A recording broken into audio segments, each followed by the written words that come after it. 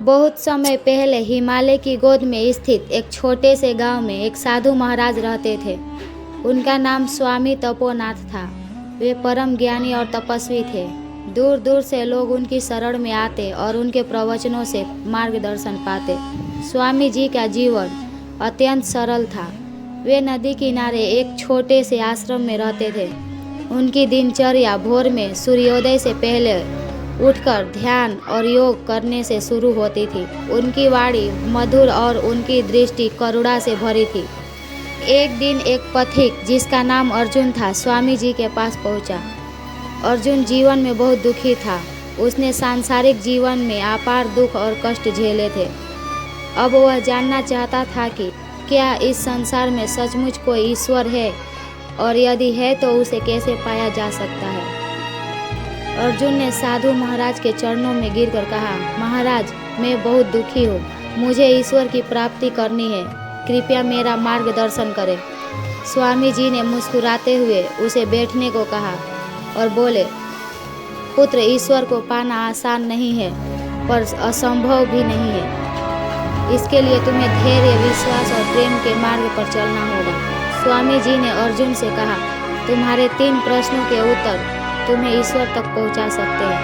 पहला प्रश्न यह है, तुम कौन हो? दूसरा, इस संसार में क्यों आए हो? और तीसरा, तुम्हारा अंतिम लक्ष्य क्या है?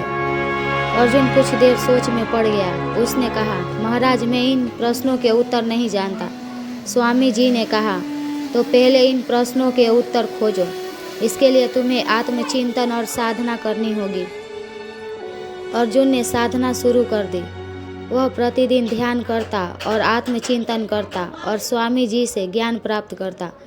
धीरे धीरे उसे समझ आने लगा, उसका सच्चा स्वरूप आत्मा है जो इस नश्वर शरीर से परे है। उसे यह भी समझ में आया कि जीवन केवल भौतिक सुखों की प्राप्ति के लिए नहीं है, बल्कि आत्मा की शुद्धि और ईश्वर से मिलन के लिए है। एक दिन अर्जुन को ध्यान में एक दिव्य अनुभूति हुई। उसने अनुभव किया कि वह एक अद्वितीय प्रकाश में समा रहा है। वह दौड़कर स्वामी जी के पास गया और बोला, महाराज, मुझे ईश्वर के दर्शन हुए। स्वामी जी ने गंभीरता से उसकी ओर देखा और बोले, अभी नहीं पुत्र, यह केवल तुम्हारे अहंकार का खेल है।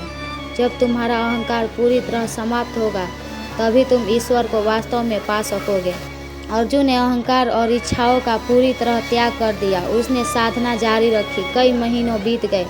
एक दिन उसे भीतर से गहरी शांति और आनंद की अनुभूति हुई। उसे लगा कि वह सारा संसार प्रेम और करुणा से भरा हुआ है।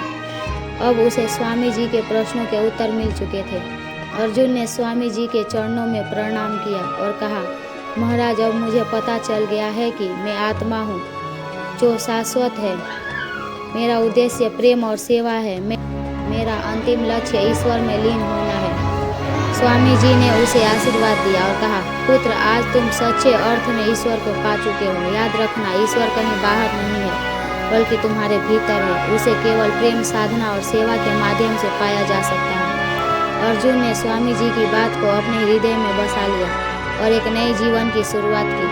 उसने अपना जीवन दूसरों की सेवा में और भक्ति में लगा दिया। इस तरह अर्जुन को आत्मज्ञान की प्राप्ति हुई और इस तरह उसने संसार में सच्ची शांति और आनंद पा लिया।